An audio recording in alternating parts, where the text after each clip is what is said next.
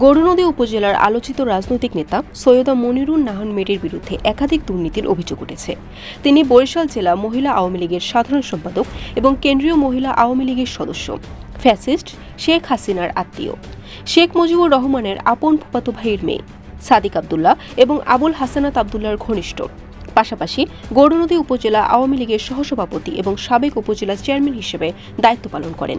অবশ্যই আপনাদেরকে সামনে আমাদের যে নির্বাচন, এই নির্বাচনে আমাদের কোনো বেগ পেতে হবে না এবং আমাদের একটি চিন্তাই থাকবে।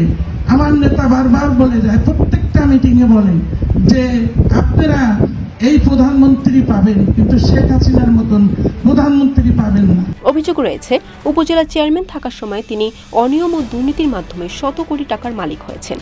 গৌরনদীর চাচ্ছি ইউনিয়নের বিভিন্ন আয়রন ব্রিজের মালামাল বিক্রি, নাঠই মহিলা সমিতির ভবন নির্মাণে দুর্নীতি, নাঠই সরকারি প্রাথমিক বিদ্যালয়ের গাছ কেটে আত্মসাৎ সহ বিভিন্ন প্রকল্পের নামে সরকারি অর্থ আত্মসাৎ করেছেন বলে অভিযোগ উঠেছে।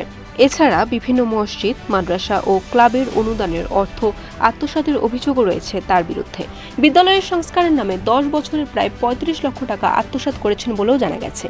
ক্ষমতার অপব্যবহার করে তিনি নানা দখল বাণিজ্য ও অবৈধ কার্যক্রমের সঙ্গে জড়িত ছিলেন বলে স্থানীয়দের দাবি। 5ই আগস্টের পর অধিকাংশ নেতাকর্মী এলাকা ছাড়লেও সৈয়দা মনিরুন নাহান মেরি গৌরনদীর নাঠই গ্রামে তার নিজ বাড়িতে অবস্থান করছেন এবং এখনও রাজনৈতিক কার্যক্রম চালিয়ে যাচ্ছেন।